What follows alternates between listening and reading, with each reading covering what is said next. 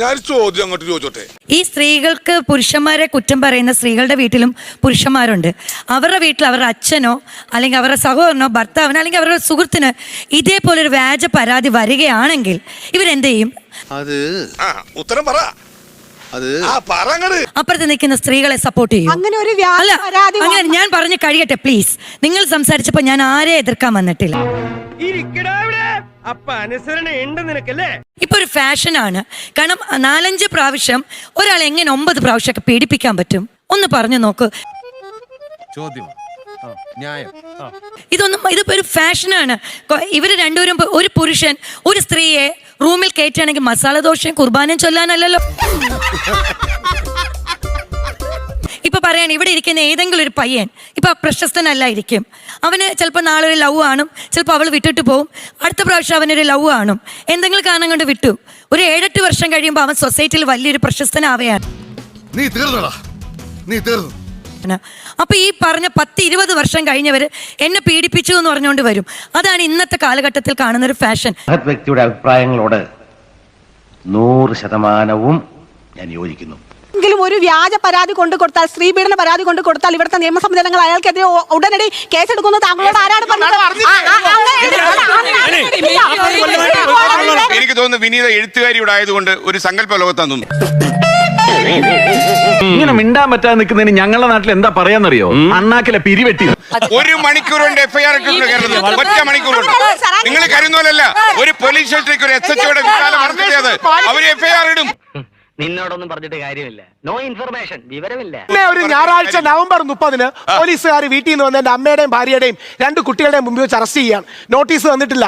ഏതെങ്കിലും രീതിയിലുള്ള grounds communicated അല്ല, എല്ലാം വയലേഷനാണ്. എന്തോ അലമ്പുണ്ടാക്കാൻ വന്നിരിക്കുക. അപ്പൊ എനിക്ക് അതും എന്താണ്, ഒരു സ്ത്രീ നിങ്ങൾക്കെതിരെ പരാതി കൊടുത്തു എന്ന് പറയുമ്പോൾ ഒരു പുരുഷന് പോകാൻ ഒരു ജസ്റ്റിസ് ഫ്രണ്ട്ലി സ്പേസ് വേണം. നമുക്ക് വേണ്ടി ഇടപെടാൻ ആൾക്കാർ വേണം. തെറ്റായ വ്യവസ്ഥിതിക്കെതിരെ ഒരു വ്യക്തിയുടെ പോരാട്ടമാണ്. ആദ്യം പറഞ്ഞ പരാതി കള്ളമാണെന്ന് പോലീസിന് മനസ്സിലായി. അവരിങ്ങനെ ഷിഫ്റ്റിംഗ് ഗോൾ പോസ്റ്റ് ആണ്. ഓരോരോ വകുപ്പ് മാറ്റി മാറ്റി അധിക്ഷേപിച്ചു തുടങ്ങിയ കാര്യങ്ങളായി. അവസാനം ഞങ്ങൾ കോടതി ചോദിച്ചു എന്ത് അധിക്ഷേപിച്ചു? പോലീസ് പറഞ്ഞു അന്വേഷിച്ചുകൊണ്ടിരിക്കുകയാണ്. ആ അന്വേഷിച്ചുകൊണ്ടിരിക്കുന്ന കാര്യത്തിലാണ് എന്നെ അറസ്റ്റ് ചെയ്തുകൊണ്ട് പോകുന്നത്. ചുമ്മാ ഇങ്ങനെയുണ്ടോ കള്ളന്മാർ ലോകത്ത്? കുരുക്കഥ നുണകൾ പറയല ഇവന്റെ ഹോബി. വ്യാജ പരാതികൾക്കെതിരെ കമ്മീഷൻ വരണം. കാരണം ചേച്ചി പറഞ്ഞു വ്യാജ പരാതിയുടെ കാര്യം. ഇതൊരു സ്ത്രീയോ പുരുഷനോ മാത്രം വ്യാജ പരാതി കമ്മീഷൻ വിളിച്ചാൽ ഓക്കെയാണോ? നമ്മളെ സമൂഹം ചലിക്കുന്നത് മുന്നോട്ടാണ്, ഒരിക്കലും പിന്നോട്ടല്ല. പുരുഷനെ കേൾക്കാൻ വേണ്ടിയിട്ട് ഒരു സ്പേസ് വേണം. പുരുഷാവകാശ കമ്മീഷൻ വേണം തന്നെയാണ് ഞങ്ങളും അഭിപ്രായപ്പെടുന്നത്.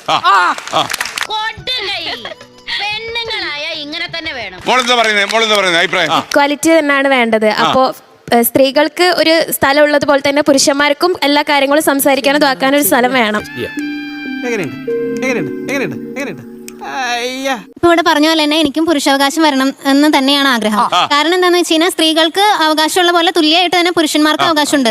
സ്ത്രീകൾക്ക് വേദന എടുക്കുന്നത് പോലെ തന്നെ പുരുഷന്മാർക്കും വേദന എടുക്കും. അപ്പൊ അവർക്ക് ചോദിക്കാനും ആൾക്കാർ വേണമെന്നാണ് എന്റെ ഒരു അഭിപ്രായം. ഇന്നലെ ഇങ്ങോട്ട് വന്നതല്ലേ ഉള്ളൂ, ഞങ്ങളൊക്കെ കൊല്ലം കുറെ ആയി. പറയുന്നു പുരുഷ കമ്മീഷൻ വേണമെന്നാ പറയുന്നത്. അവർക്ക് കാര്യങ്ങൾ മനസ്സിലാക്കിയിട്ടില്ല. ഫെമിനിസം എന്ന് പറഞ്ഞാൽ സ്ത്രീകളുടെ അവകാശങ്ങൾക്ക് വേണ്ടി പോരാടുന്നതിനെയാണ് ഫെമിനിസം എന്ന് പറഞ്ഞത്. സ്ത്രീകൾക്ക് അവകാശമുള്ളതുപോലെ തന്നെ പുരുഷന്മാർ. അതാണ് എടപ്പാപ്പള്ളിക്കകത്ത് വർഷങ്ങളായും തൂക്കിടക്കുന്ന വവ്വാലല്ലോ സാർ. ഇന്നലെ വന്ന അച്ഛനല്ലേ കുർബാനല്ലോ. സ്ത്രീ പുരുഷ സമത്വം എന്ന് പറയുന്നത് പുരുഷനെ വേറെ കണ്ടും സ്ത്രീനെ വേറെ കാണാന്നൊന്നുമില്ല. പറയുന്നതൊന്ന് പ്രവർത്തിക്കുന്ന വേറൊന്നും. ഞാൻ നേരത്തെ പറഞ്ഞില്ലേ, ചെറുപ്പത്തിൽ തന്നെ ആൺകുട്ടികളും പെൺകുട്ടികളും ഒരുമിച്ച് അവർ ഈക്വൽ ആണെങ്കിൽ എന്തുകൊണ്ട് നിങ്ങൾക്ക് ഇത് അക്സെപ്റ്റ് ചെയ്യാൻ പറ്റുന്നില്ല? അതാണ് എന്റെ ക്വസ്റ്റ്യൻ. എന്തുകൊണ്ട് പറ്റുന്നില്ല? നിങ്ങൾ എന്തുകൊണ്ട് അതിനെ എതിർക്കുന്നത്? അതാണ് എന്റെ ക്വസ്റ്റ്യൻ. നമ്മുടെ കുടുംബ കോടതിയില് സാധാരണ 20,000 1 ലക്ഷം ഒക്കെ സാലറി വാങ്ങുന്ന പെണ്ണുങ്ങളുടെ അവസ്ഥ എന്താണ്? വിവാഹം കഴിച്ചു പോയിഞ്ഞാൽ പെണ്ണുങ്ങളുടെ അവസ്ഥ എന്താണ്? പിന്നീട് എന്താണ് സംഭവിക്കുന്നത്? പുതിയ കഥയും കൊണ്ട് വന്നടേ തള്ള. മെയിൻ്റനൻസ് പുരുഷന്മാര് കൊടുക്കുന്ന 5,000-6,000 രൂപ മെയിൻ്റനൻസ് കൊണ്ട് ജീവിച്ചു കൊള്ളണം എന്ന് പറയുന്ന നിയമം നമുക്കുണ്ടെന്ന് നമുക്കറിയില്ലേ? ഒരാളെ ഡൈവേഴ്സ് ചെയ്തു, അവൻ പിന്നെ അന്യ പുരുഷനാണ്, പിന്നെ എന്തിനാണ് അവന്റെ മനുഷ്യരെ കുറച്ചൊക്കെ ഇതൊക്കെ വേണം. സപ്പോസ് എന്തെങ്കിലുമൊക്കെ വേണം. കാശും സ്വന്തം കാലിന് എഡ്യൂക്കേഷൻ നിന്ന് നമുക്ക് ഡിഗ്നിറ്റി സെൽഫ് റെസ്പെക്ട് വേണം.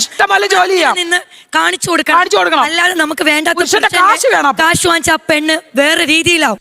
Common sense ഇല്ലാത്തതിന്റെ കുഴപ്പേ. എന്തിനാണ്? സ്വന്തമായി ജോലി ചെയ്യണം, അതാണ് വേണ്ടത്. അതാണ് അന്തസ്സുള്ള ഏത് പെണ്ണ് ചെയ്യുന്നത്. കഷ്ടകാലം എന്റെ ഉച്ചയില് കുന്തവും പിടിച്ചു നിൽക്കുന്ന കാലമാ. ഇനി കൂടുതൽ ഡീറ്റെയിൽസ് അറിഞ്ഞാലേ എന്റെ കാക്കാത്തി ഞാൻ ഈ കുളത്തിൽ ചാടേണ്ടി വരും. പോട്ടെ. ഞങ്ങൾ അങ്ങ് ഇറങ്ങട്ടെ. ആയിക്കോട്ടെ, സന്തോഷായി.